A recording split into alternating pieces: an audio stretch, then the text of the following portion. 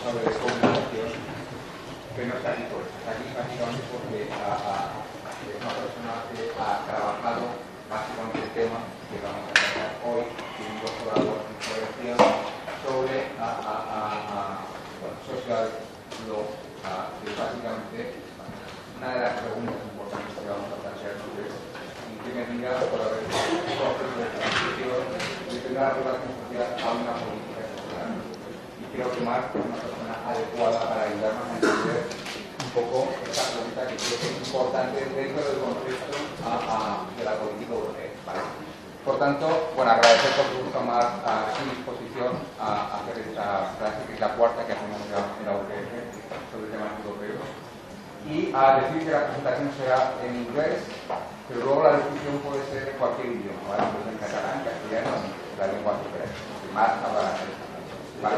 Por tanto, os animo a que, bueno, a que participéis durante el partido de tema relacionado con básicamente con la presentación, ¿vale? La estructura será más o menos 45 minutos, una hora de presentación, y después la segunda hora será más de discusión, ¿vale? Y más. Okay. Right. Thanks very much, Javier. I've got a microphone, so I'm used to shouting at classes, but with the microphone, you have to tell me if you can hear me. Also, as Javier said, I'm giving the talk in English. If that's... I'll give the talk in English, but if you've got any questions, if I'm going too fast, or if you've got any questions in Catalan or in Spanish, that's perfectly fine. Just over a year ago, 17th of November 2017, the presidents of the European Council, the European Parliament, and the European Commission solemnly proclaimed this little document here. Made a solemn proclamation in a big ceremony, the European Pillar of Social Rights. So a year on, I think it's a very good opportunity to look at what that means, what that could mean, and I'd like to thank Javier and the University at Pompeu Fabra for having invited me to give you this talk. A few preliminary comments. First preliminary comment, you'll find that I won't actually talk a great deal about the contents of this little booklet. It's a tiny little booklet. If you want to read the contents, then you can do so. It's on the web. I think the background is much more interesting. The background is much more interesting because of what it tells us about whether or not we're likely to develop a social Europe, so whether it's the next step towards a social Europe. But also, the background is very interesting in what it tells us about the European Union as a whole. A little other preliminary point about the small print. I had to put this in. The opinions expressed in this presentation are those of the author and do not necessarily represent the position of the European Commission. I've got no big secrets to tell you, but if I came as the European Commission, I'd have to stick strictly to a factual presentation of the pillar. And I think, as I said, the background is much more interesting, it's much more relevant, it's much more urgent. And for that reason, I think I'd like to go beyond my remit as the European Commission and ask you a lot of questions that are difficult to answer, but I think are very important to deal with. A good place to start is the invitation which I saw Javier published on the web. Where are we? Here. Just to quote that. After the economic crisis, many voices emerged criticizing the Union as an institution that cared only about economic interests and not so much about its citizens. Therefore, in recent years, it has become a priority to create a more social Europe capable of reaching its citizens and thus recover lost legitimacy. Okay, so if we take that as our starting point, then maybe we can unpack it and reach some different questions here, or reach some different affirmations. What are the key ideas? The key ideas, there's 5 of them. First of all, that there's a lack of popular support for the European Union. You may agree on that, or you may not agree. I'm putting these forward as affirmations that you have to deal with. So the first of all is there's a lack of popular support. Secondly, that the European project needs popular support in order to survive. Thirdly, that the economic aims of the European Union are on their own not sufficient to justify the European Union to its citizens. Next, that the development of a European social policy would increase popular support for the European project. And finally, conclusion of all of that there's some kind of link between the development of the European social policy and the survival of the EU. So these are the affirmations. So I don't know which point you start disagreeing with them, whether you agree with them all, but I think we need to look at them all carefully. Because what we're saying with the discussion of the social pillar, and this is why I think the background is much more interesting, is what we're saying is the debate is actually about what is the future of social policy in Europe, if it has a future, and what is the future of the European Union, if it has a future. I think we need to examine these questions one by one. As I said, this is something for you to think about, and I invite you to think about it. But to what extent is there a lack of popular support? To what extent, even with the Brexit vote, it was 48% in favour, so it's not maybe high, but does it exist? Is it sufficient? Are we okay? Yeah, okay. Secondly, the idea that the European project needs popular support to survive. Is that true? Some critics say that it's always been a project of the elites. To what extent is popular support needed to make it work?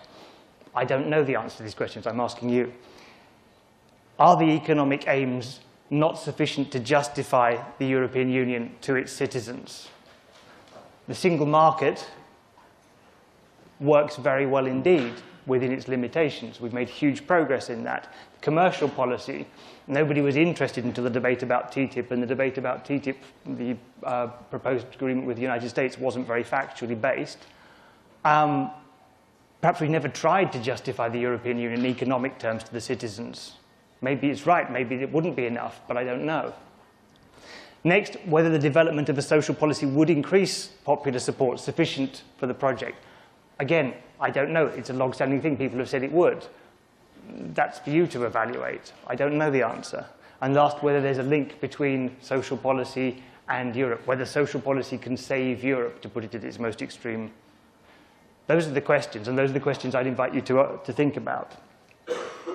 There's only one of the assumptions I'd disagree with, and maybe the best way to explain that is another slide. This is a text I've taken straight from the report of a meeting of the European heads of state, so the presidents of all the European countries.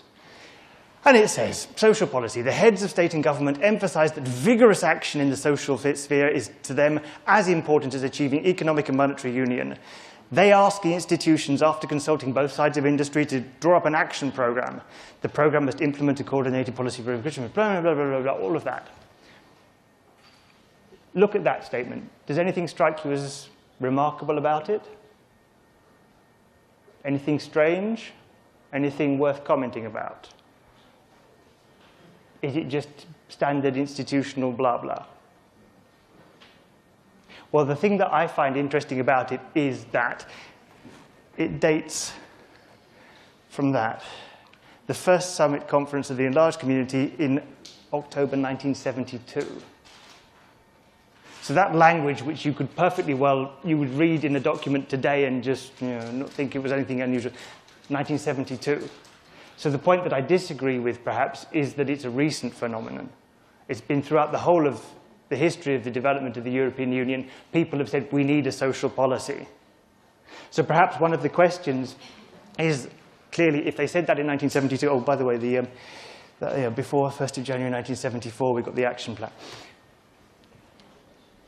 In fact, social law and policy did develop after the 1st of January 1974. But the fact we're still talking about the same thing, the need for social policy in order to make Europe more interesting, more acceptable for its citizens, the fact we're still having that debate shows that either it didn't develop visibly enough or it didn't develop sufficiently enough. So we have to take that into consideration too. I think that's an important point. We're having this debate again. So if we just try and deal with it with the same solutions we tried to deal with it in 1972, then we're likely to get the same results, which is not a success. One other preliminary point. I have to confess some kind of emotional involvement in all of this. Emotional involvement, they say. He's emotional about social policy. Well, as Javier will tell you, doing a PhD can do strange things to a person's mind. I did a PhD many years ago in European Union social policy, so I've been following it for a very long time.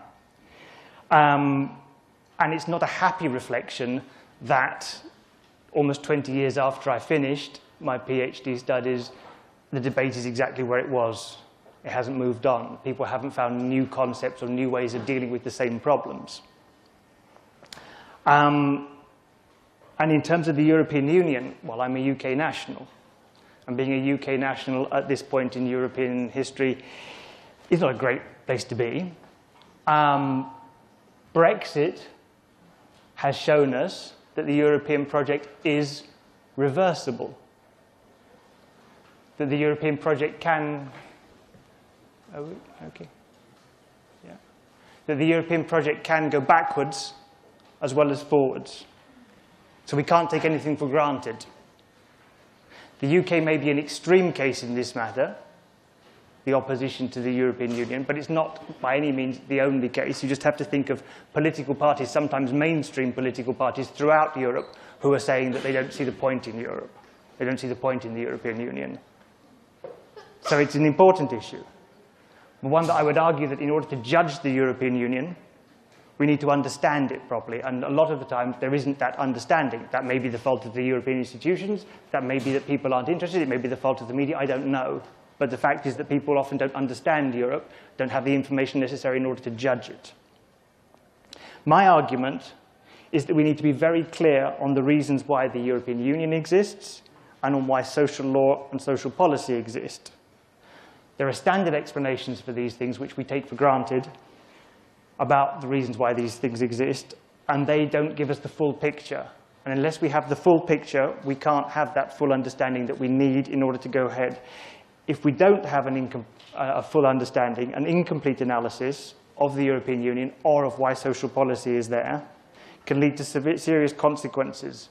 If we don't diagnose the problems correctly, we can't find solutions, a bit like this 1972 statement here. So if we don't identify why things don't work, we're less likely to be able to make them work in the future. And an incomplete analysis can also mean that people have unrealistic expectations, or they don't think of how difficult it is to achieve something. In terms of when we talk about what we would like social policy to address, what we'd like social policy and law to address, we have to take into account that there are financial limitations, which often isn't the case. When we analyze it, we say we think social policy ought to do this. Well, fine, if you want social policy, if you want free access to university, free access to healthcare, if you want all these things, that involves paying for it, and paying for it involves raising taxes, and in many countries, governments are not going to raise taxes. So you've got to deal with that before you start dealing with what you'd like social policy to cover. There are also social limitations on how far social policy can change things. It's very easy to pass a law saying there shan't be racial discrimination. But if a black candidate doesn't get a job and the white candidate does, how do you prove there was discrimination? How do you solve the problem? So law can go to a certain point. It's important that the law says this isn't right. But what you're trying to do is engineer a social change, changing the way people behave. And that can't necessarily simply be sorted out by making legislation. It involves getting people to change the way they behave, and that's much more complicated. So there are limits to what social policy and social law can do. In terms of identifying what the European Union can do, the first limitations are legal. The treaties clearly say where the European Union can act, the different areas where it's allowed to do things, and it also clearly says that in all the other areas, it can't act, it can't do anything. So it's all very well saying that the European Union should do more to solve the refugee crisis, but if it doesn't have the powers, it cannot legally act in many areas. You may think you want to change that, you want Europe to do something about it, fine, but the first thing you've got to do is change that law.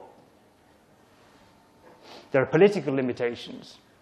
So when you create a law and you say the member states agree to do something, you can get them to agree to it, fine. We've got the powers to do it, we just pass a law, but then that law might just sit there and no one pays attention to it, no one applies it. And when the Commission starts to insist, then there's political battles about that. I think it's been about 12 years that the Barcelona's air quality is not up to European standards. 12 years of going to the courts, 12 years of the Commission insisting, but it doesn't work. There's political limits to what the Commission can do. of what the European Union can do. And there are financial limitations. The budget of the European Union was slightly less than 1% of GDP. The rest of public spending represents between 35 and 40% of GDP. So you're already talking about a budget which is important, which is large, but which is a very small part of overall public spending. So what you can expect from the European Union has to be according to the money, the resources it's actually got to do things. So as I said, you have to have that holistic view of the problem in order to propose solutions. The consequences of not having this holistic view in terms of social policy and law can be frustration. People say, well, why haven't these problems been solved? Here we're talking about things, this is 1972. Why haven't you solved things? Why haven't you moved forwards? Funnily enough, there's not a lack of support for social policies, of the concept of social policy. People still think that's a good idea, but they're very frustrated that the European Union doesn't seem to be doing enough. In terms of the European Union, that frustration can lead to loss of support for the project itself. People say the European Union isn't doing things, I'm not interested in it. People blame the European Union for not living up to their expectations, when sometimes the European Union simply didn't have the powers or the budget, the resources, to deal with that problem in the first place. Sometimes, working for the European Union, it's a bit of this story of the farmer and the donkey. I think it's a Catalan proverb. No? The farmer doesn't feed the donkey because the donkey doesn't work, and the donkey doesn't work because it's never fed. You have to think of that cycle. The European Union isn't given powers to deal with something, or isn't given sufficient powers to deal with something, then the problem isn't solved, and people say, well, that's the European Union, we're not interested in it. Maybe they're right. Maybe the European Union can't solve these problems, but the point is it's never been given the opportunity to try. So that's my argument, that we need to look at these things. Before we do, I'll rapidly summarize the contents of the pillar, but I want to go very quickly on this. The pillar is separated into 3 chapters: access to the labour market, working conditions, and social protection. That is, the philosophy is, we're in a capitalist society, people need work in order to have the money, in order to live, in order to participate in our society.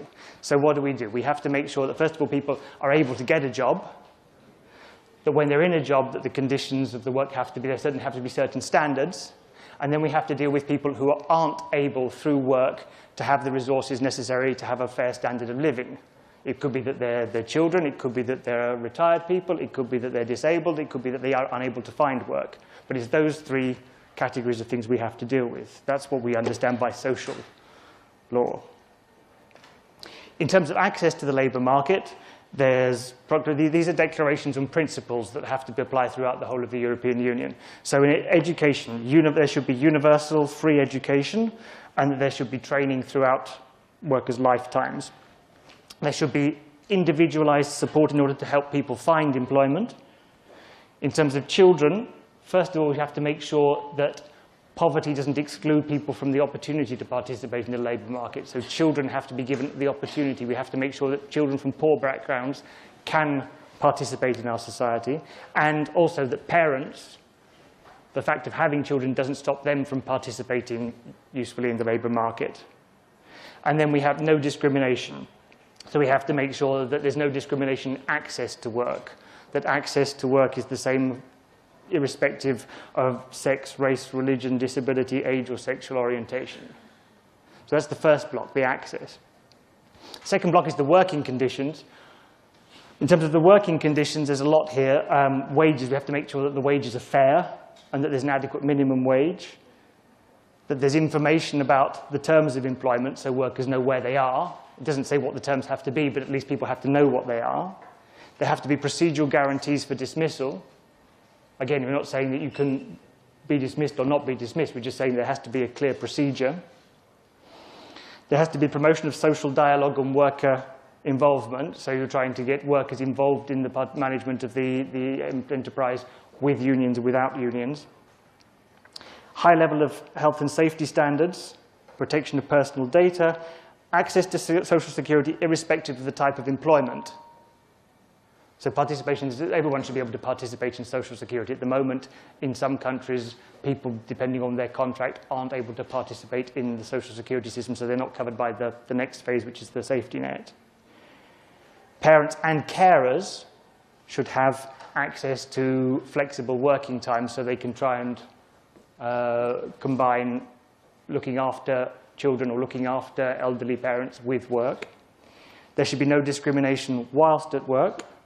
And then there's this last factor, which I've left to last, but is usually put first, which is trying to find this balance between security and adaptability. Workers want some kind of security. If you've got a job, obviously you want to try and keep it. You want to know you've got the job next month, and you've got to know when your paycheck's coming so you can pay the mortgage and pay all the bills. So you need some kind of security. Companies need some kind of adaptability. When things change, when there's more demand, they need to get more people. When there's less demand, they need less people. There might be fusion, there might be mergers of companies. Some parts of the company might become irrelevant, especially with the pace of change due to new technologies. So you need to be adaptable. So there's this conflict always between security and adaptability. And here the Charter just says we have to deal with it. It doesn't really say how, because each member state has a different idea of how. And lastly, there's the question of social protection. So again, a minimum income, unemployment benefits. Curiously enough, in the social, we go right back to the comments in the Beveridge report from the early 40s saying that, yes, we need to make sure that people have a minimum income, but also we have to make sure that doesn't discourage them from getting a job and participating actively in the labour market. Old age pensions, income for the disabled, healthcare, all the theme of healthcare, so it has to be access to a quality system of healthcare and long-term care, housing, and essential services. And essential services here includes the basic things like access to water, sanitation, energy, but also transport, financial services, and digital communications. We're in the 21st century, and people can be excluded because they don't have access to the internet or because they don't have a bank account. So we have to, the concept of essential services has gone somewhat beyond just heating and water. So that's the background. That's what the pillar says. As I said, I've gone over it very, very quickly, and you can look at it in more detail, but there isn't that much more detail. The question is, how should we examine all of that? Because, as I said, I want to look at the background. So I've thought of 4 questions, which are very, very general. And they're those. Why do we have a European Union? Why do we have social law and policy? Why do we have social law and policy at European level? And what conditions are necessary for EU social law and policy to develop and to be effective? When I say these questions, why do we have a European Union? I'm not asking this as a philosophical question, because obviously it's a huge question. I'm asking it as a practical question. Somebody decided to create this thing. And given that it was 70 years ago, somebody else decides to keep it going. So why? What were they trying to do? What were they thinking about? That's what I think is important. In terms of why we have a European Union, the first question, I think the first point to make is the European Union is unique. Nothing like it's existed before. Nothing like it exists in the rest of the world now.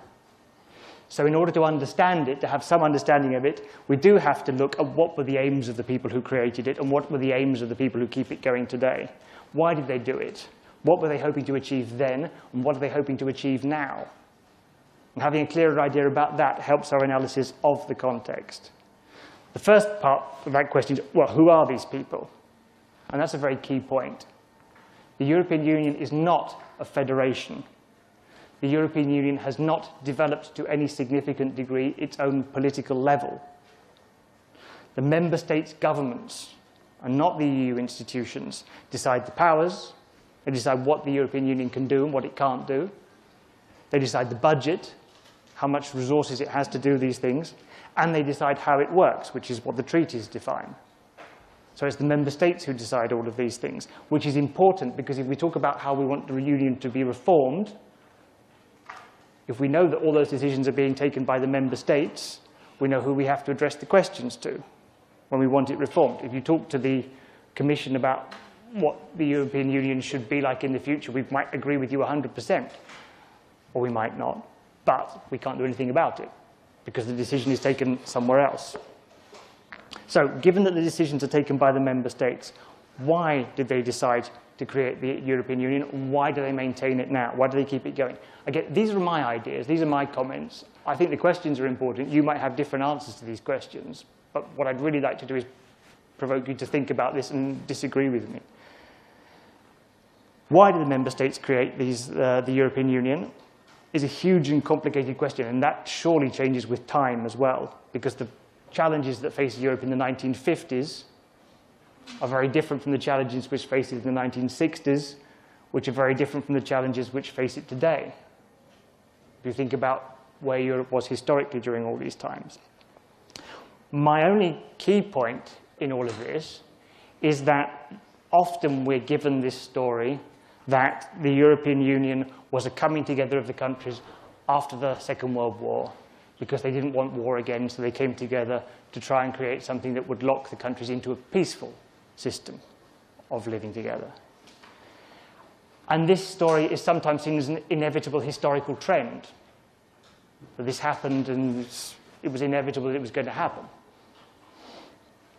There is an element of all of this. There is an element of the peace thing. Of course there is. But what I'm saying is that that's not the whole story. There is another important factor. There are lots of other important factors, and most of them are to do with hard-headed political calculations about national self-interest. And until you understand that, you don't understand the European Union. Is that selfishness? Is it selfish that the country thinks what I want, what my needs are? Well, some people might say it would. Others might say it's just responsibility. As a head of government, I'm elected by a group of people to look after their interest, and that's what I've got to do as a priority. If I can do that and help the European Union as well, fantastic. But if I can't, my priority is my electorate, my country, because that's where I'm elected, that's what I'm responsible for. So it's complicated like that. What are the factors? Well, I'm going to go very, very quickly on the factors, because I think it's something I'd invite you to think about. But in terms of the factors, that cartoon I quite like. 1949, so before even the Coal and Steel Treaty was signed, and there's a British cartoonist who was one of the, certainly one of the most significant political commentators, I think, in the 30s to the 50s, David Lowe. And there you are, he said, European Union under construction at last, 1949. Congratulations, Joe. It could never have been done without your inspiration. Who's Joe?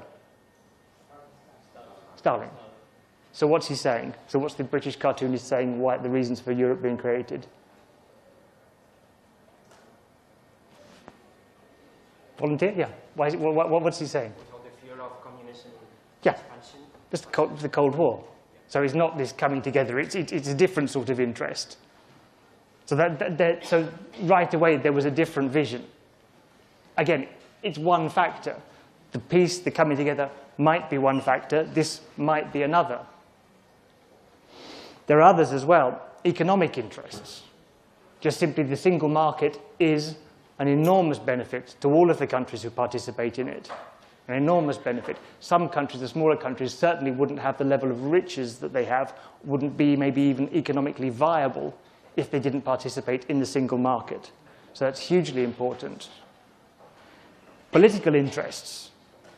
When countries joined when they created the European Union to start with, they had clear political interests. Germany wanted to do something about its post-war reputation. The dictatorships of southern Europe, Spain, Portugal, Greece, saw the European Union as a way to anchor in democracy and progress into their countries.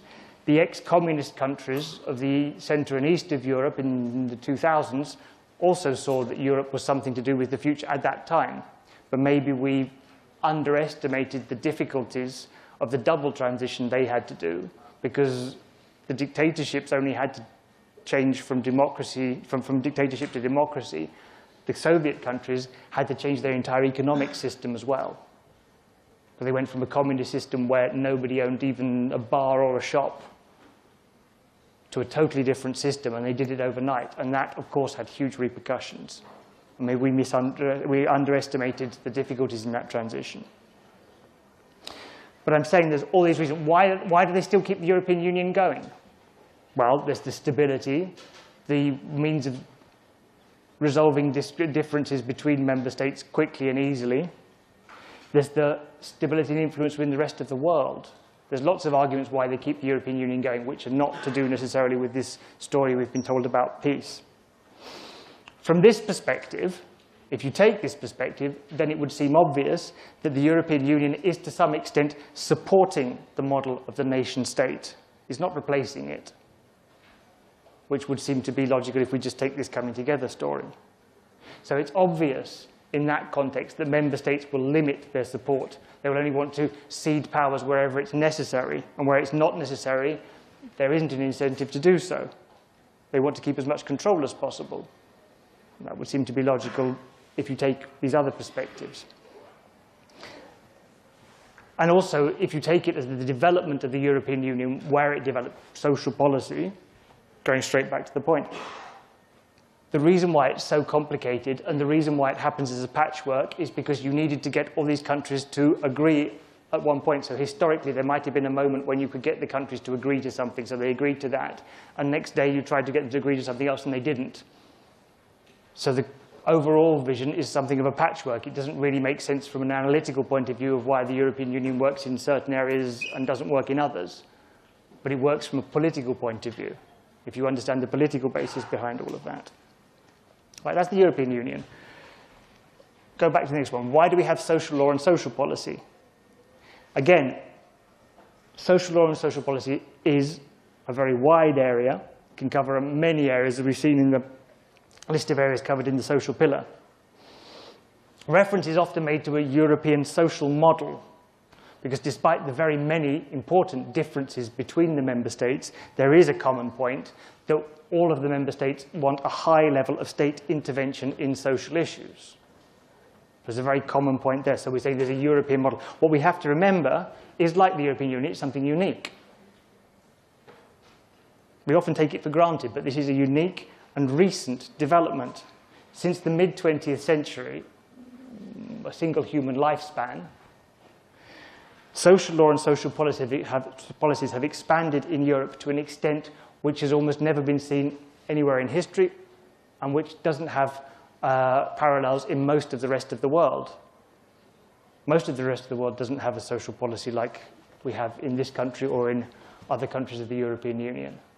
And historically, no, that just simply didn't exist. European governments have assumed enormous responsibilities for social issues. Obviously, historically, there was always some intervention, but it was never systematic, and it was never universal.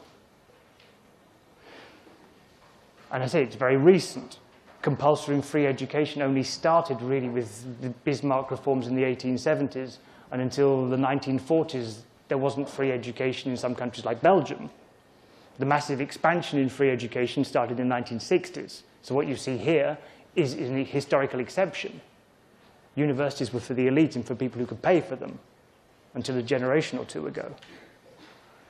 Compulsory social insurance really started, I can't find any reference before 1911 reforms in the 1911 reforms in the UK.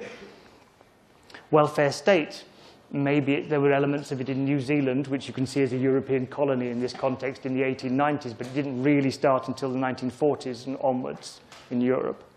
So these are all very, very recent. Even labour law, which is my particular area, certain areas of labour law have been dealt with since there's been laws, contract, public order, compensation for injury. But the concept of all of these different laws forming a body of labour law only happened in the 1930s, Otto Kahn-Freund in Germany, and it only was then transplanted to the rest of Europe and America in the 40s or 50s. So it's a very recent development, and the expansion of labour laws happened in the 1970s. So again, it's a very recent phenomenon if you look at it. Where we are now, we take for granted, but where we are now is exceptional. So again, it's a very important question to ask. What were these people doing? The people who took these decisions, what were they trying to do? What were they hoping to achieve? Why do they keep going at it today? This is a huge and complex question, which again changes with time, because the social realities of Europe, 40s, 60s now, are very different. Again, I just want to make one point, which is that we take this standard explanation, which is that social progress, the development of social rights, the development of social justice, and the word progress itself makes it seem like it's something which is inevitable. or at least desirable. Sometimes the developments are so important, we just take it for granted. Nobody asks why. Citizens expect there to be social rules. Politicians don't want to go against that, so we just do it because we do it, without trying to think clearly about what we want to achieve. My argument is that social progress, the idea of social progress, has always been important. Of course it is. It's an element in this debate. Of course it is. But it's only one of the reasons why social law and policy has developed. And we have to understand the others in order to understand the limitations of social policy. What are the other reasons? Well, just a few quick ideas. Public order and having a stable climate for the economy to develop. Governments wanted to deal with the disruptive effects of large bodies of workers going on strike. This could be a public order problem, or it could be an economic problem. But they had to deal with it. One way to deal with it is to send the army in, or possibly a much more effective way of dealing with it was to create channels which could deal with the conflict. So you encouraged trade unionism, or you created procedural rights relative to dismissals. You tried to create ways in which these conflicts wouldn't explode into something which would then disrupt the economy or cause public order problems. That might be the reason why Hitler, Mussolini, Stalin, Franco all had labor organizations. Because you're trying to channel this conflict. I don't think those last four gentlemen were particularly into social rights. Another aspect is trying to allow the free market to work. Governments want companies to modernize, to invest in modernity, to be efficient. But the corollary of that in the economic system that we have is that inefficient companies will fail. And there was a concern, it might be difficult to think about it now, but when there was full employment in the 50s and 60s, especially in the early 70s, there was a real concern that workers would resist these changes, that they'd try and keep their jobs in inefficient industries rather than allowing companies to change and do some things which were more innovative, more efficient, and improve the economy. So in order to allow competition to work properly, they wanted to make sure that workers had guarantees. So there was all the things with retraining, with employment services, with redundancy rights. When you have large companies that go, people have rights for when they're dismissed for economic reasons. So all of that was included. Also, we could include here the free movement of persons. It was an economic right. It is an economic right still. International competitiveness. When Bismarck introduced free education in Germany, it scared the hell out of the French and the British, who immediately introduced free education in their countries as well, because they thought the Germans are going to start having workers who are more numerate and more literate. They're going to have a competitive advantage, so we need to make sure that that doesn't happen in our countries. So they introduced free education there as well. It wasn't necessarily to do with being nice to people. There's an argument about fair competition between countries when you're trading with them. Within the European Union, there's always talk about a level playing field, that you can't have, if one country has lots of social protection and another doesn't, the one that doesn't has an unfair advantage because it can produce things cheaper. So there's always this argument that you need to make that more balanced within the European Union. In fact, most of the early labor laws and social laws in the European Union were based on this argument of a level playing field, making everything fair competition between the countries. We saw that very recently in the debates about trade agreements as well. One of the big arguments about TTIP, which wasn't true, was that there was a fear in Europe that it would lead to lowering of labor standards in Europe because the Americans have lower standards. So again, part of the solution, which was already thought of in the proposed treaty, was to ensure that ILO, the International Labour Organization standards in the States were enforceable in the courts. So all of that was dealt with, but it was in creating new labour laws in the United States in order to balance the situation. Funnily enough, in the States, they rejected, or there was popular concern about the agreement with the Pacific that was being negotiated at the same time, the TPP agreement, for exactly the same reason. That the Americans thought that the standards in these countries in the Pacific, like Australia, New Zealand, Japan, would then have an effect of lowering standards in America. So there is this idea that labour laws were introduced just in order to level standards. And lastly, there's an anecdote, but national security. The first labour laws, the first factory laws were about child labour, were introduced in France in the 1840s. 1843. And they came as a result of a study. The army was complaining that they couldn't recruit people from the industrialized areas because all of the boys in the industrialized areas were cripples because they were working in the factories from very, very young age. They hadn't grown properly. So the army didn't have soldiers enough to defend the country. So labor laws were introduced. The factory laws in France were introduced not for some great thing about protecting children. They were introduced because the armies insisted that they had to be introduced. So what I'm saying is that social progress, yes, it is an important aspect, but it's not the only aspect. And if you take that right back to, say, a practical case, ever since 1972, there's been concern about what they call new forms of work, atypical work, the gig economy. You've probably heard these debates. Forms of work that aren't covered by labor law as much as others. Why are some forms of work not covered by social law, social protection? If you take it from a social progress point of view, it's illogical that some forms of work are not covered and others are covered. Doesn't make any sense. But if you look at the other reasons, if you take, for example, public policy in terms of social order, in terms of keeping the economy stable, it's obvious that what you want to do with labor law is create rights for the people who are likely to cause disturbances. Workers in factories, workers who are in large numbers, people who work in cleaning a house, or people who work on cheap contracts, and they don't have the power to disturb the economy. So it doesn't make so much interest to include them. You want to include the people who cause the problem, not the other people. I'm not saying that's right, but I'm saying that unless you analyze the problem or analyze how we got to where we are, you're not going to find solutions. Okay, so why do we have social law and policy at European Union level to bring those two aspects together?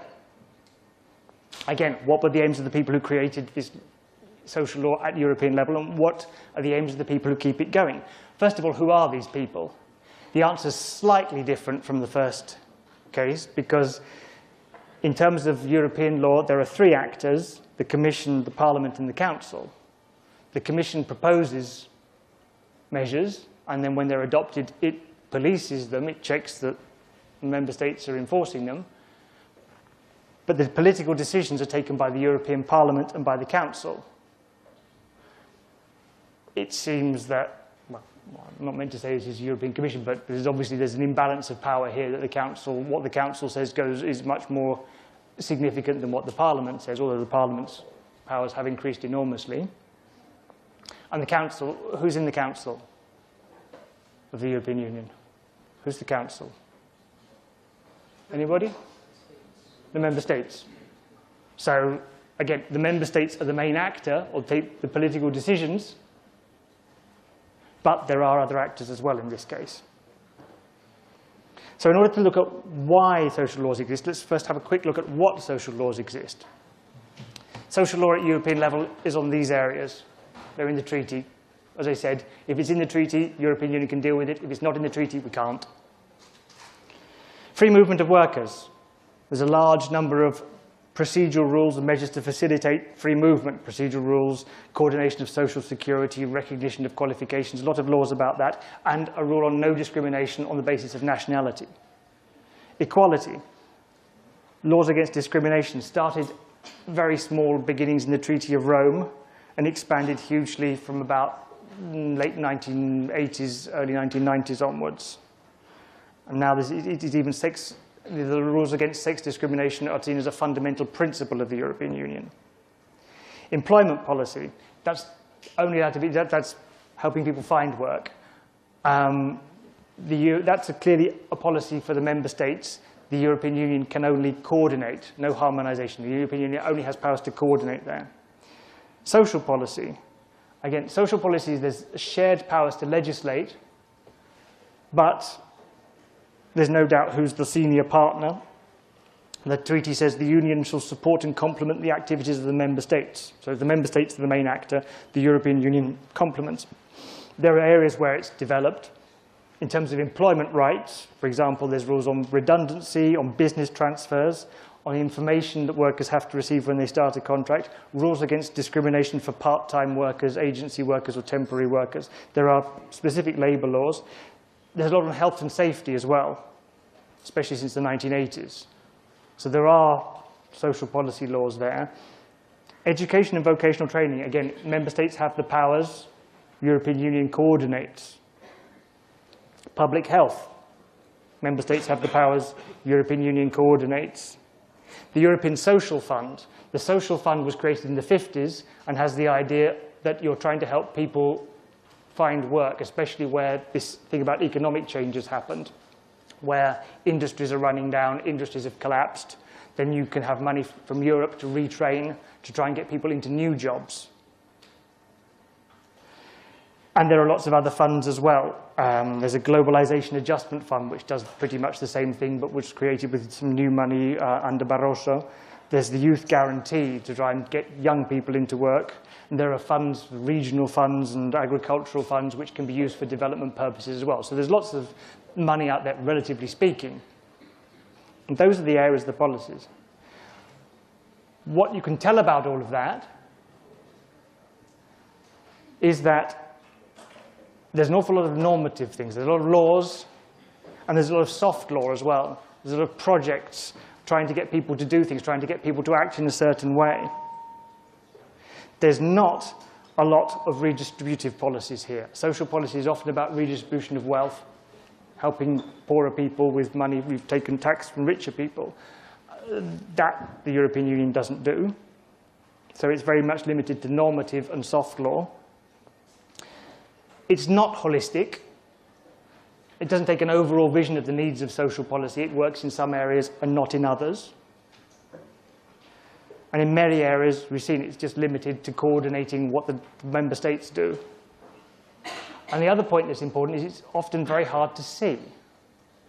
As I said, a lot of it's normative, but the directives are then implemented at national level. So unless you know, all you're going to see is a national law and not the directive. So you don't know really what Europe has done, or that the national law is in conformity with the requirements of a directive. And in terms of the soft law, the programs, the help to run things, different ideas, programs to try and get people to behave in a certain way, the social fund is distributed via national and regional authorities. So the social fund in Catalonia is administered by the SOC, the Servei d'Ocupació de Catalunya. So again, what the client sees is the SOC and not the European Union necessarily. So again, sometimes all of this is not particularly visible.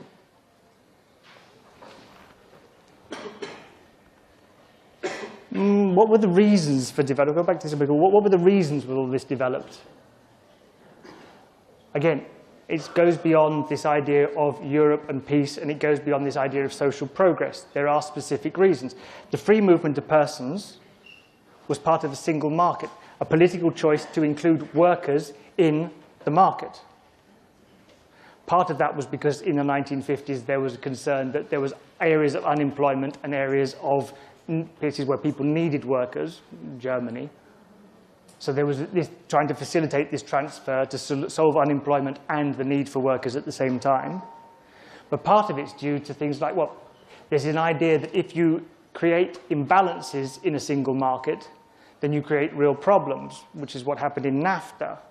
NAFTA was a copy of the European market, but without free movement of persons. If you've got free movement of persons, you've got a safety valve, because if discrepancies between the two countries get too great, then people will move. So there's an incentive to everybody to try and prevent that. But if you don't include it, so it's a political decision to include it, and it's still the free movement is still an economic right, that workers have more rights as economic agents than other persons who want to exercise their rights to free movement in Europe. It's an economic-based right. The social fund, as I said, was created with the idea of retraining people, but also the idea that if you have a market and you put a single market into place, some countries, Germany, are already very developed, and so they could just take over everything because they would be more powerful than other countries economically speaking. So German companies being more efficient would then destroy the competition from Italy and other countries where more development was needed. So the idea, again, with social funds and regional funds was to allow a development in these countries so they could compete on an equal basis. Equality laws. Something as simple as equality laws, equality between men and women, didn't start really on the basis of being nice to people.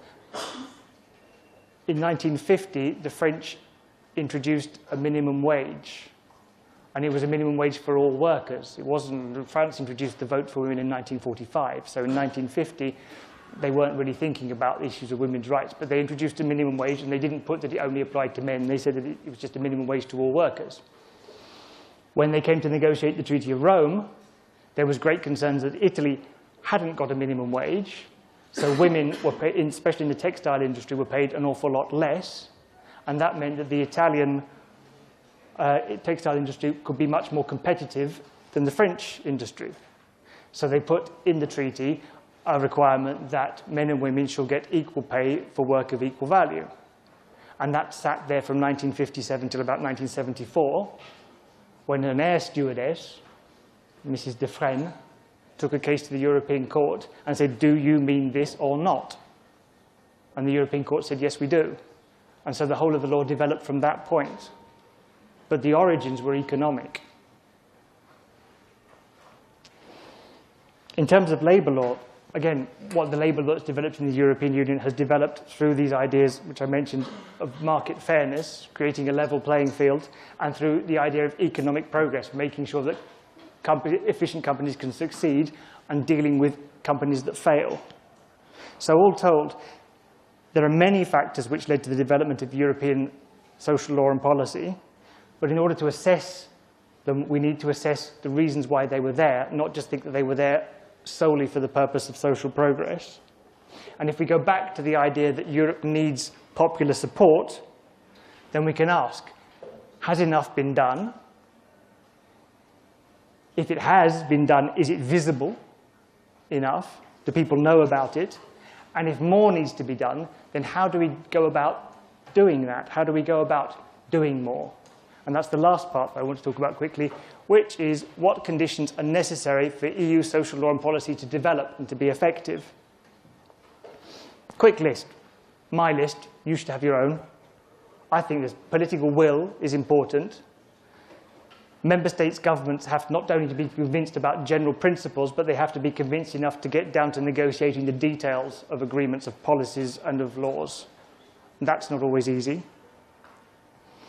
Member States have to accept some kind of cession of powers, even if it's only allowing the European Commission to be the referee on their own, or to decide that their own policies are in conformity with the directives.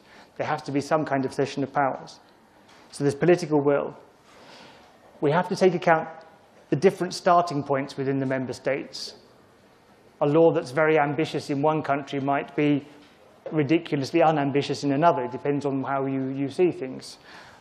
One of the reasons why the proposals for extending maternity leave had to be abandoned was because the proposals seemed very, very ambitious in Romania and Bulgaria, and seemed ridiculously unambitious in the northern, in the Scandinavian countries. So it was very difficult to fix a set number of weeks. What you have to do is start talking about principles and accept that people are starting from different places.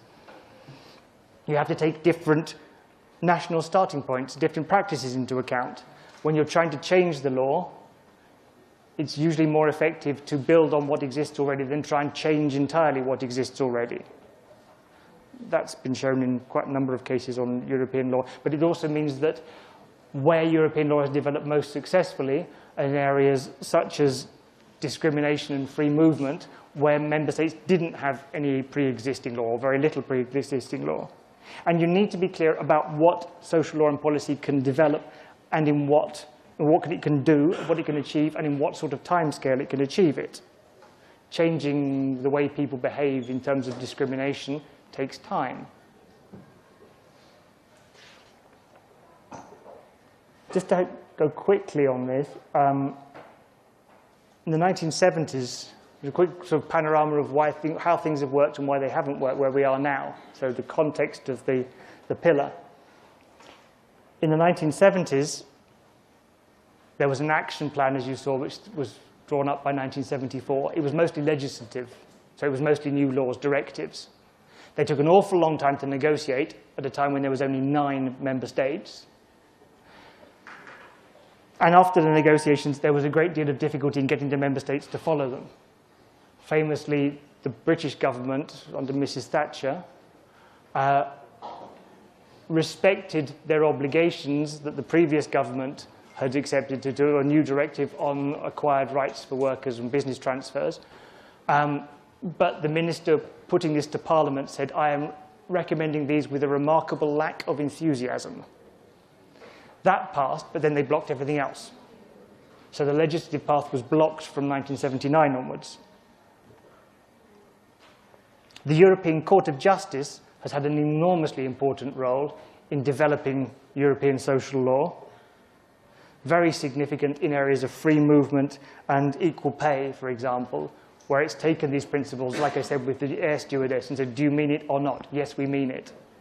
And then they extended that to pensions. The reason why the whole of the pension system had to be reformed in Europe was because of a decision with the European Court saying equality, equal pay also means equal pensions, which had huge repercussions.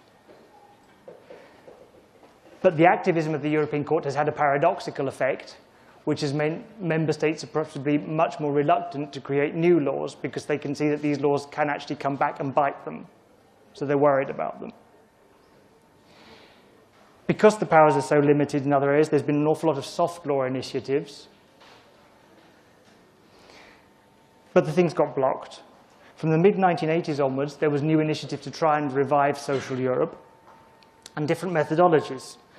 They increased qualified majority voting in the council so that things could be passed. They didn't need unanimity, so one country couldn't block them. And even more, there was a social opt-out in the 1990s, where the countries of Europe said, OK, we'll go ahead without the UK. The UK agrees that this will be European law, but it will apply to everyone except the UK. So they tried to develop European law without having the UK there. There was something called the open method of coordination, which was trying to coordinate, but without creating binding rules. There was a great movement to try and promote collective agreements at European level. The results of all of that were perhaps less than spectacular. Qualified majority voting led to an enormous increase in the health and safety laws because it was first applied to health and safety and then extended to other areas, because health and safety was an area where they found everyone could agree. But when it started to being applied to other areas, it didn't work. The UK opt-out, the UK for 4 years did not participate in the development of European social law with the idea, okay, if the UK opposition is the block on all of this, is what is stopping it, then just get the UK out of the picture and things can develop. When the UK came back, after 4 years, when Tony Blair decided to bring it back in, there were 4 directives that it had to enact. I don't think any of the directives went over a page in length, and it took them an afternoon to do it. So the message was it wasn't just the UK that was blocking all of this, or the UK might have been one of the problems, but it wasn't the only problem. Collective agreements, yeah, well, what's the incentive in the employers' associations to make concessions at European level? None. Open methodology, trying to coordinate without creating rules and clear binding rules, didn't work. People just, when they wanted to change, especially because the European Union governments change. So if a left-wing government in a particular country agrees to things, and then there's a general election, and a right-wing government comes in, they say, well, I don't like this. How do you make them apply it if it's not binding? So there's all of these things. The whole process ground to a halt again in early 2000s. And then what really finished it off was the economic crisis, because most of the member states said we can't afford social policy. And also the enlargement, because as I said, different countries started from different starting points. So whereas before you could have proposed legislation on maternity rights and extending maternity rights, once you've got countries which have got such different realities to start with, it's very difficult to fix rules which can apply throughout Europe. So the thing ground to a halt. The European Pillar of Social Rights, going back to that, again, is a new attempt to deal with all of this. There's a very wide definition of social law and policy, as we've seen. It covers the three areas we talked about: access to the labour market, working conditions, and social protection. The list of things it deals with clearly goes beyond the powers of the European Union, because explicitly the European Union is saying this is a job for everybody, for the administration at national level, local level, for trade unions, for employers' associations, and for the European Union. The European Union can't solve this on its own. As a general statement of principles, it fixes more or less what we're trying to achieve. Perhaps it doesn't go into the why, which, as I said, I think for me is the interesting question, but it does say the what. There have been declarations before of principles. The Council of Europe made a declaration, a European Social Charter in 1961, and the European Community made a Charter of Fundamental Social Rights of Workers in 1989. More blah blah, perhaps. The difference is that the previous agreements, the Social Charter and the Social Chapter, were declarations of principles which could be an aid to judicial interpretation. They could be some way of saying this is where we have to go, guys, without actually binding anyone to doing anything. The pillar is different because the idea is to incorporate it, what it has been incorporated, into the European semester. Stop for a moment. Who has heard of the European semester? Hands up. Who knows about the European semester? Nobody. The European semester is possibly the most important development of the European Union in the last decade. And nobody here has heard of it. Something's wrong. I don't know what. You can tell me, but something is not working if you haven't heard about the European semester. The European semester was the solution that the member states, above all the member states, put forward for the economic crisis. How do we coordinate and manage our economies to prevent that kind of crisis happening again? Very, very quickly, it's an annual procedure. Every November, the Commission publishes a report on the state of the economy in the European Union. Parliament debates it in February, and the European Council then adopts it and fixes the economic priorities for Europe as a whole. But then the member states have to make their own reform programs. So member states have to say what they're going to do in the light of this reform. Every April, they have to make a reform program for the next 18 months. The Commission then makes country-specific recommendations. So it says what it thinks each of these countries have to do. And the European Council, so top level, the European Council then endorses these country-specific recommendations. So everybody's looking at what everyone else is doing. So each country has to say, these are the problems, I'm going to do this, what do you think? And then there's feedback to see whether they've actually done it. That's a huge imposition on national sovereignty. For the countries of the Eurozone, it's even more extreme, because before any country in the Eurozone submits its proposed budget to its national parliament for approval, and the budget is the most important thing a government does, it has to submit it to the European Union, and it's checked by all the other countries. So every October, each member state has to present its planned budget to the European Union. In November, the Commission writes an opinion, an individual opinion for each country. And then in January or December, January, the Council discusses these opinions and has to say what it thinks before these countries can go ahead. It's a huge process. It's a huge concession to sovereignty.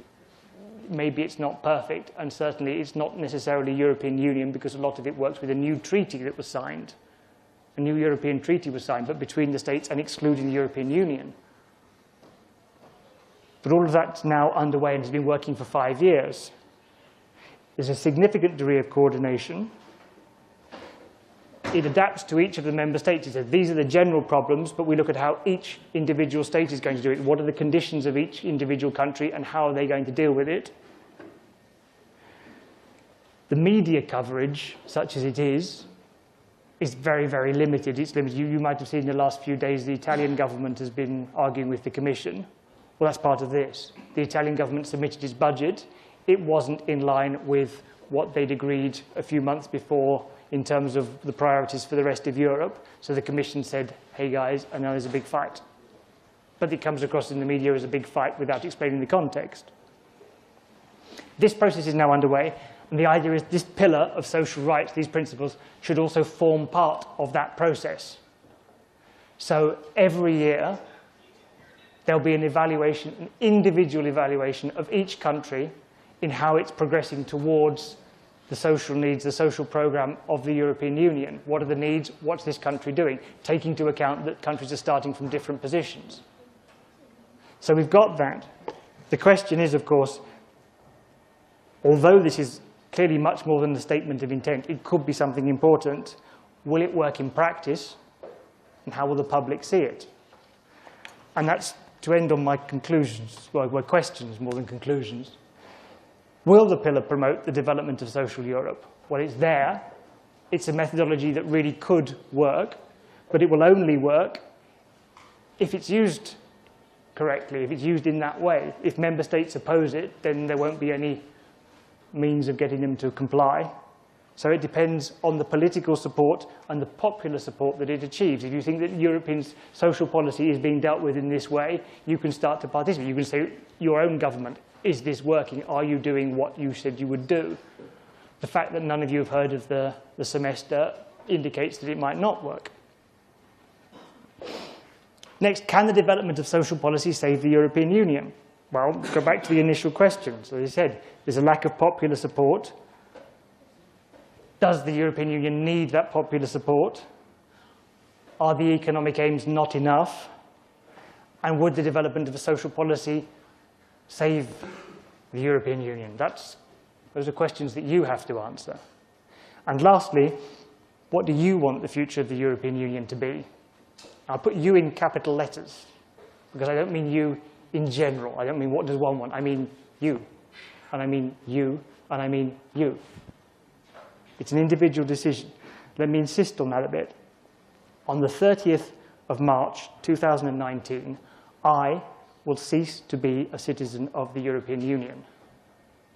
There's a withdrawal agreement which is 500 pages long. That's 500 pages of things I will not have applied to, 500 pages of things I'm losing. So my opinion, personal opinion, is that it's very important for every single individual European citizen of the people who are left to take a decision about the future of Europe, to consider what you stand to lose, and to say whether it's worth keeping. Of course, it's perfectly legitimate to look at all of the things that the European Union does and say, I don't like it, I vote against it. That's legitimate. And it's also legitimate to say, look at all of these things and say, I think you could do a lot better. But what frightens me is indifference. If you're indifferent about it, then it could disappear anyway. And you might find that the list of 500 things, 500 pages, applies to you as well. And you might have lost things that are quite valuable to have. So for goodness sake, please don't be indifferent. Thank you very much.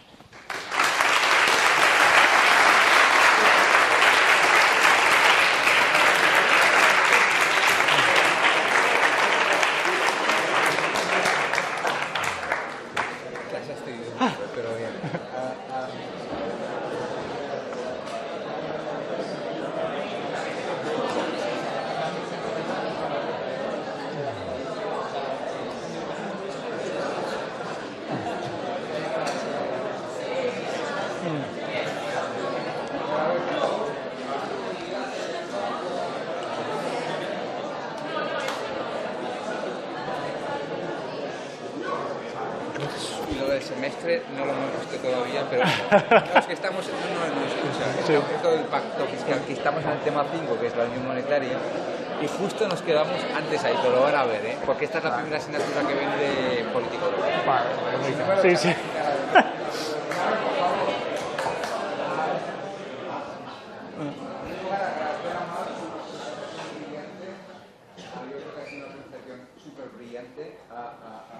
Particularmente me ha gustado mucho el enfoque histórico, legal, un poco también sociológico, un poco politológico, este enfoque más multidisciplinar que en algunas ocasiones falta, ¿no? En este tipo de presentaciones. Yo creo que aporta mucha riqueza un poco al tema, que evidentemente es un tema relevante, ¿no?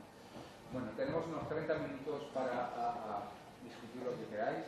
Yo creo que es una gran oportunidad para plantear algunos temas relacionados con, bueno, no solamente con el futuro y con el presente de Europa, sino con el tema de hoy, que es básicamente las políticas sociales y cómo se encarna eso en el futuro del proceso de integración, ¿no? Por tanto, queda abierta la sesión si queréis plantear algún tema. Sí. The pillar seems to only include things that are about work. Education for work. Work conditions. What to do if you cannot work. Is that all of social policy? Is that only work? How did you find social policy? Yeah, I mean, as I said, my concept of it is these three parts. If the assumption is that in the society we live in, people need to work in order to have an income, in order to participate in the society. In that case, the question is, how do we deal with that? What other elements of social policy would you put in? I mean, I think it's fairly comprehensive in terms of it. Certainly, as an exercise in defining what you want social policy to do, I think it's very interesting because it covers all of these areas. The first area, how you get access to a job. The second thing, what the conditions are when you're doing the job. And the third, what do you do people who haven't got a job? Where do you see things are missing? Work is what I do in order to live my life. That is to say, aspects that I would, for example, think about pollution, environment, quality of life. For example, the contents of this education. Is it just practical education in order to make me a perfect person? Or is it something that enriches me as a human being? Yeah, and that, okay, that comes in. First of all, environmental policy also has developed considerably in the European Union, but that's dealt with as something separate. In terms of education, that's a huge political football because politicians always want to get involved in questions of education according to different visions. I can't remember a moment when there wasn't a political debate on the contents of education, which was much more to do with different political perspectives on what sort of education you want. If you think children ought to learn the history of my country, the history of Europe, whether they ought to learn values, whether they ought to have religious education, all of those themes, and it's rarely based on a pedagogical analysis of what sort of things we want, or rarely based, but sometimes on what sort of citizens we want to produce. But the function of education and training in terms of social policy is to make sure these people have an opportunity. I think that's where it comes into. It's making sure that everyone has an equal opportunity to start with, that they can go to school, that someone from a poor background can go to university, which wasn't the case many years ago, and develop as a person, but also then get a job which allows them to live and to contribute with their taxes to other people going to university. But yeah, it's defined by what you want it to be defined with, but it's very much in the social reality. When you ask people what they do in life, what do you do? They'll tell you their job first, usually. They won't usually say, well, I play the guitar and I paint pictures. No, they'll say, I'm an accountant. Sad but true. Sorry. Yes? Yes, we are trying to save the European Union. I would like to. This would be to save the Union and to try to make it more popular. I think that's the idea. That was what I got from the text that there was. Then I would like to ask if all this social policy would be enough. Or if we should try to create more European sentiment or try to bring closer the EU to the citizens. Yeah, okay, that's fair enough. I think it goes back to these questions, why I put it in, it frames pretty much the same questions, those are the questions I'm asking you. And you can look at that, okay, we'll take for granted the lack of popular support. The question is, in terms of saving the European Union, whether it needs popular support. There's been an argument that it's never had popular support, that it was a decision of the elites, but then that's representative democracy maybe. The question is whether how you analyse what happened with Brexit. Perhaps it was that because there wasn't popular support, it lost political support, or perhaps it was because there wasn't political support, the lack of popular support grew. I don't know. You need to work that out, everyone for their own country and their own opinions, but something obviously happened. You have to work out what it was. And then in terms of the economic aims, I mean, Jacques Delors famously said that people can't fall in love with a market, and so the communications of the European Union tends to be on other things. It tends to be on environmental, it tends to be on social issues. We do very little to communicate the market, which is actually the cornerstone. It's the centre of what we've done. It's what we've actually done very, very well. And sometimes it's seen as boring, or it's seen as not. Maybe it is boring, but maybe it's like sewers. You kind of need sewers, but you don't actually want to go into them in too much detail, but you need them to be there. The market is terribly important. I think it's actually much more interesting and much more important than sewers, but it's there, it's important, but we don't tend to communicate on it. And the point is, if you want social policy, if you want to start doing other things, if you want to start having hospitals and schools and money for arts, then you need to have an economy which is strong enough to pay for all of that. No? In terms of saving the European Union, I don't know, is there a link? I mean, that's my other question. If, first of all, are we right that the European social policy hasn't developed sufficiently? If people knew about it, would that be sufficient to convince them or not? I don't know. If not, then if it increased, would that be sufficient? And if we want it to increase, what do we have to do in order to make it increase? Because what I tried to explain with all these different factors is that it's much more complicated than just saying, I think the European Union ought to work in this area. I think it ought to deal with child poverty, to take one example. It's much more complicated because you need to get the member states to agree that it should do that. You need to get the member states to fund it. So it is more complicated than it seems at first. And if we carry on with statements of intent, like that of 1972, and we carry on applying the same solutions, or the same attempted solutions, we might not solve the problem. Yeah. I would like to know your opinion, like a personal statement. So for the survival of the European Union, as you said, so those social pillars, we have seen them. Shouldn't we develop them more like, in a way that is more like a declaration, a simple declaration of principles to make them more vinculable? In other words, more vinculante. Yeah. No, but I think they are, in that respect, what the aim is kind of like the economic policy, is saying that it wouldn't make sense applying the same economic rules to Bulgaria as it would to Denmark. So the idea is to start with social policy on the same thing. We have the same idea in economics. We have rules about the deficit. We have rules about how we think the economy should be managed and the degree of transparency, how the banks should be run, how the banks should be funded. So we've got all those rules, but they're general principles that then how you apply that to a particular country is different in each case. Because you're trying to get some kind of convergence, but you're talking about that in the long term. So you apply different. Same with social policy. The idea is that this should be a list of the principles that apply. Then we can have a debate about which we should concentrate on, because this is so wide. We can say at the moment, these are the things we should concentrate on within Europe, but then apply that to the case of each individual state and ask them, what are you going to do, and assess what they've done. So that would be the principle. So it would be, it's not binding in the sense that a directive or a law is binding when you say that there is a directive on mass redundancies or a directive on equal opportunities for women. It's not the same thing, but it's trying to move forward in a different way.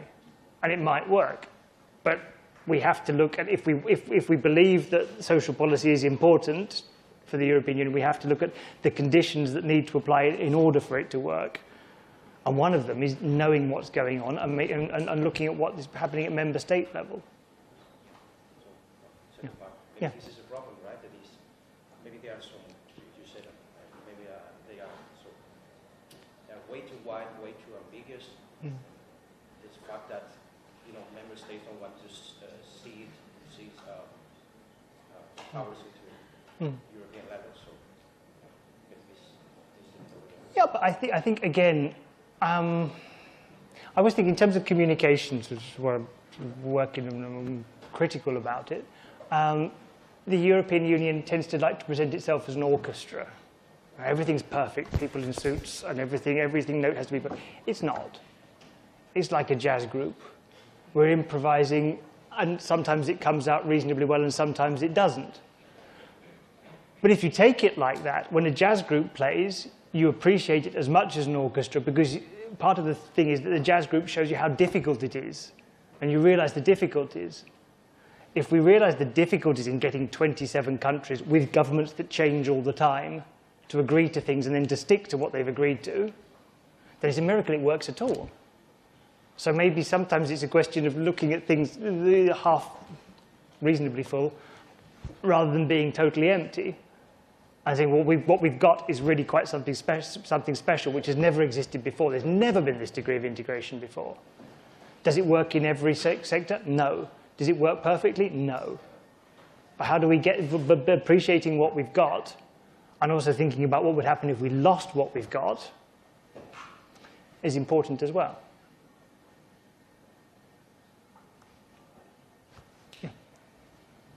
Regarding the lack of popular support for the European Union, wouldn't you say that it actually stems from perceived lack of transparency, also rather than a lack of social policy?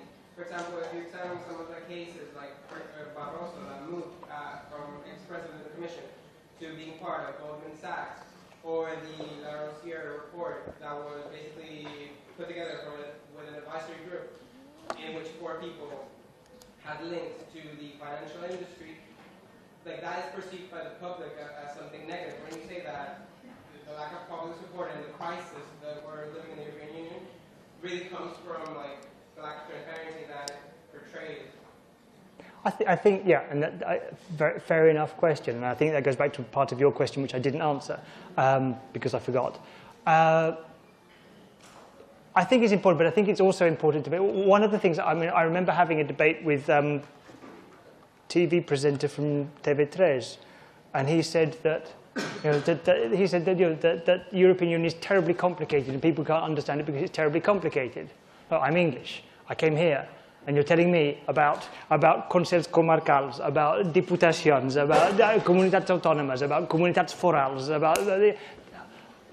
yeah, politics is complicated. The question is, how do people get information about the political system, and how do they deal with it?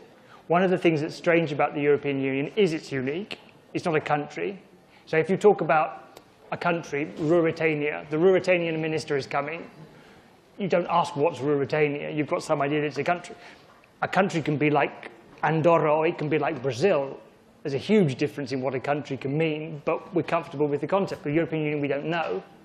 But to what extent, that's because we don't find out. How much push information can you give? If you look on the web page, you'll find all of that. In terms of transparency, Barroso, yes, there was a problem with that. And are you aware of what the European Union did to deal with that? And is that satisfactory?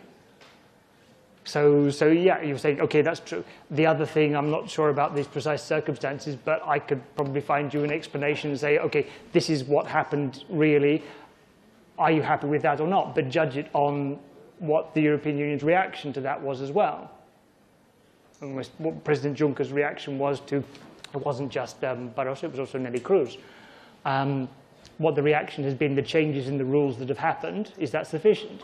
But in terms of the bigger question, in terms of the communication, how do you communicate? There isn't a European media. So in a certain sense, it feels like if what was going on in the Catalan parliament was reported by a series of local newspapers, so La Veu de Sarrià said things that, but it would only report it if someone from Sarrià was involved, and the Diari de Manresa would only talk about it if someone from Manresa was involved. So there isn't this overall vision. And also because the political decisions are taken by the member states in council, and they don't even wait to get on the plane before they're talking about it as separate. There's no idea of collegiate responsibility. They make the decisions and then they go down to the basement of the council room, the council building, where there's 27, 28 press conferences to 28 different sets of media, and everyone's saying what I achieved for my country. So yeah, there is a question of transparency, but it's also a question of what you as a citizen insist on, because the decisions are taken by the member states. If you insist on the European institutions reforming themselves, well, they won't, because they can't, because the decision is taken somewhere else. So yeah, I agree there's a problem, but the question is, how do we solve it? And if you come up with something, then let's talk about it.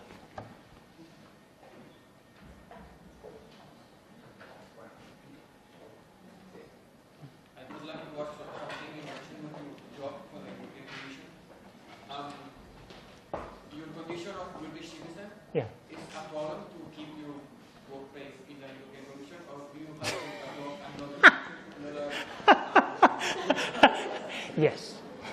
Let's just leave it at yes. It is a problem. so would you have to adopt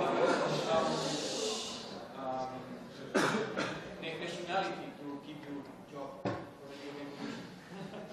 It is a requirement of my job that I am a national of a member state. Just that. I don't really want to go into it in any more detail, but it's very. The point about the Brexit agreement as general, and it's a specific case because I'm working for a specific employer who has specific rules and I signed a contract, so that's a specific case. In general, the question about Brexit is to be aware of what is happening, that there is a proposed answer, a proposed agreement on the divorce, but not on the future relationship. So what we're talking about now is whether there is a proposed text. That text has to be ratified by the European Parliament, it has to be ratified, it has to be agreed by the European Council by majority, and it has to be ratified by the British government according to whatever constitutional procedures they apply. So it has to be agreed by all parties. So the text, the proposal is there, but it's a proposal. If the proposal comes into force, then the United Kingdom will continue as if it were a member without participating in the institutions until the 31st of December 2020, and the treaties will cease to apply on the 1st of January 2021. So there's a transition period which is hopefully enough to start talking about the future relationship. And there's a lot of other questions about UK nationals who live here or people from here who live in the UK, which would at least have answers to how things go. If they don't apply, then on the 30th of March 2019, the treaties will cease to apply to the UK, which means that the 500 pages of details which have been sorted out won't apply. So each of the problems identified, or each of the questions identified in those 500 pages will have to be dealt with somehow by unilateral decisions by the UK on one side and by the European Union on the other. So there's a lot of uncertainty, and that's only the divorce. In the future relationship, there will have to be something like 10 sets of negotiations going on in parallel to determine all of the different loose ends that there are, the different relations that the European Union will then have with the UK. The European Union has made it very clear it wants a very strong relationship with the UK. The relationship with the UK will probably be the most important that the European Union has with any third country. But there will be changes, huge changes, these are inevitable.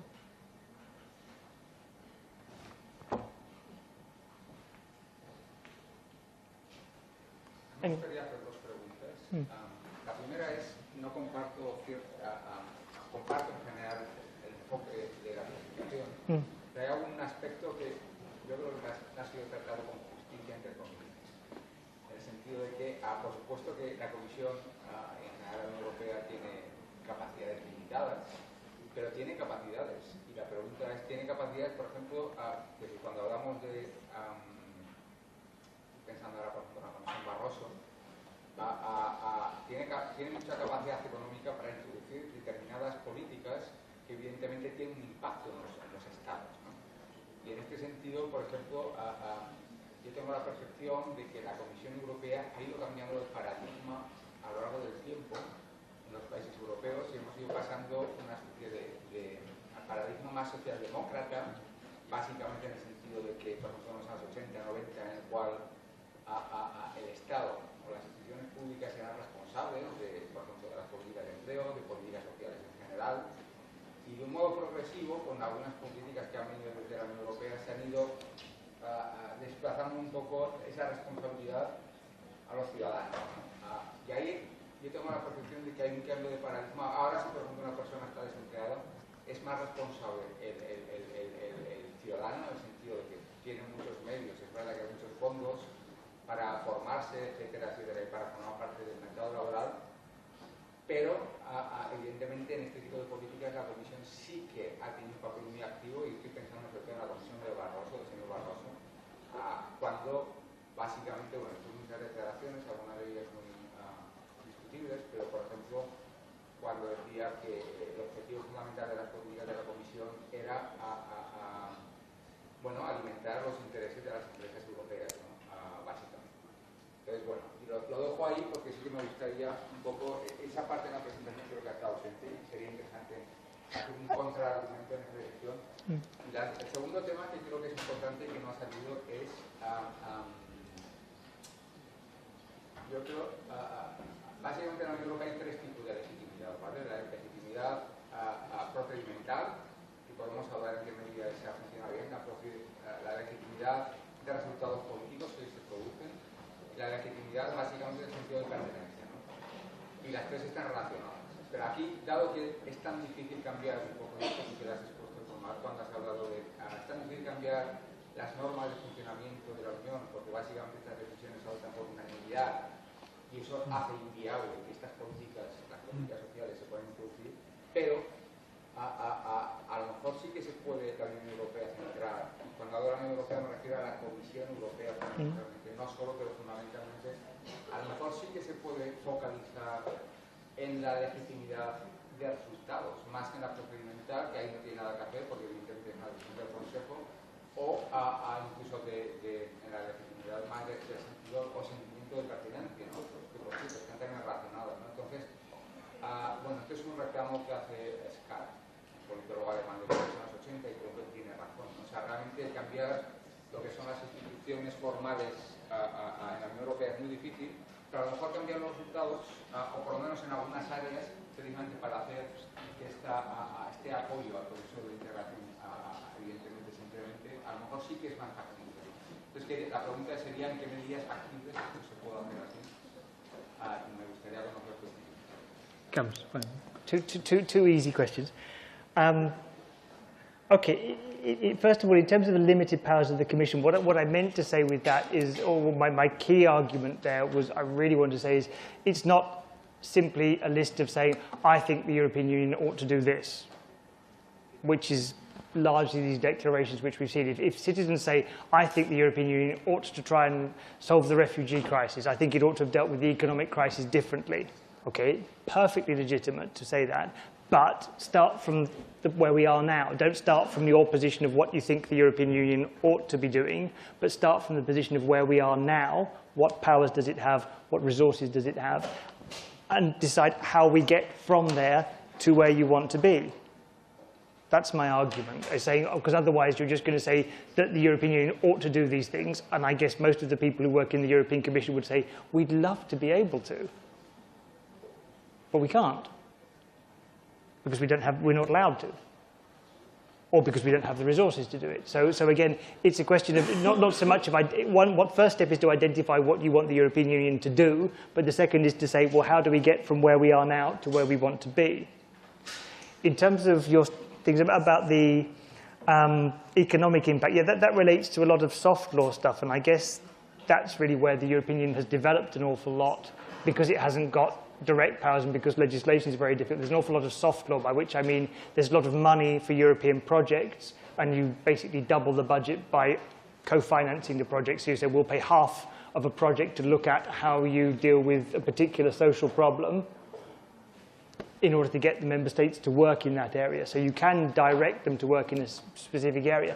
The disadvantage with soft law very often is that you have to keep on renewing the projects, and every time there's a new government or a new budget, you call the same thing something different and you slightly change the terms.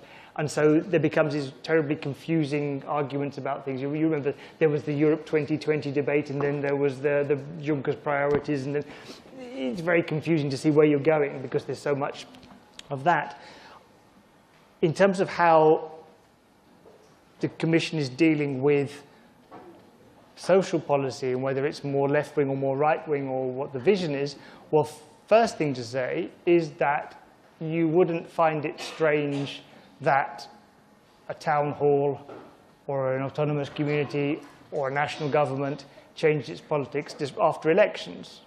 The European Union isn't left-wing, it isn't right-wing, it is a political body decided by elected politicians. If the politicians you vote for at the European elections next May are more social democrat or more towards the left, then the policies of the European Union will logically be more left-leaning. If you vote policies which are more right-wing or vote for politicians who are more right-wing, the policies will be more right-wing. That's partially. Yeah.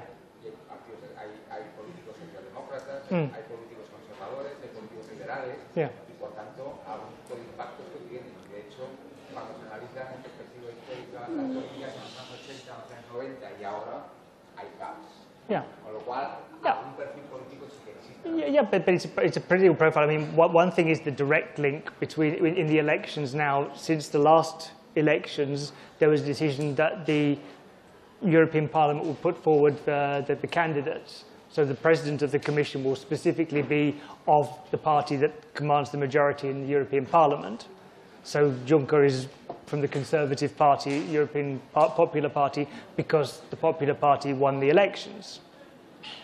So of course the guy in charge has his particular political view. The commissioners are then put in place, but the commissioners have to get things through the Council and the Parliament. So you're not going to propose something which is not going to work in the Council or the Parliament. You have to be ambitious, but you have to be realistic. And the Parliament, there's a majority of the PP, and in the Council, it depends on the configuration of member states at that particular time. So yeah, there is a maybe it's slightly diffuse because there's all these different people involved, and there's all these different countries involved with different governments which change all the time. But there's obviously been a move towards the right wing in elections since the 90s when the Social Democrats dominated Europe, and now in the 90s it's the popular parties who dominate. If you disagree with that, if you disagree with the politics in your town hall because you think the town hall's too right wing or too left wing, well then you vote. The thing is that people don't vote in the European elections very often. And if they do, they don't connect it with European policies because these things take a long time to filter down. And in terms of legitimacy, I mean, again, I'm not sure to the extent the European Commission can do these things. Again, if you think about who communicates, who takes responsibility in any normal political setup, it's not the people who work in the Ministry of Transport who defend transport policy. It's usually the minister and the political parties who debate it. The question is, the Commission does this because the Council doesn't have a collegiate position. The Parliament passes resolutions, but it's very disparate because there's so many different parties involved in the groupings. So the Commission somehow has taken on this role of explaining Europe and of explaining the policies which are being done. But whether it should do, because this is fantastic. I'm going to show my age now. There was a BBC program called Yes Minister in the 1980s, which you might have heard of. It was quite funny. It was very well observed. And at one point, the minister says to the top civil servant, he said, well, don't you believe in anything? And the minister says, well, of course I don't. Of course not. How can I believe in anything? You're the minister now, and you tell me to nationalize this rail company. In a year, there'll be an election, and maybe the new minister will tell me to privatize it again. I can't express opinions. I just have to do what I'm told to by my politicians. It's an exaggeration, but it's also, there's a strong element of truth. And the people who are communicating Europe are the Sir Humphreys, in a way, which makes the whole thing much more complicated, because the people who actually take the political decisions aren't defending those decisions. I haven't convinced you, okay. Yeah. Bueno, ¿alguna otra pregunta, por favor? ¿No? Pues lo dejamos aquí. Por favor, yo no sé si habéis firmado... Thank you very much. Thank you.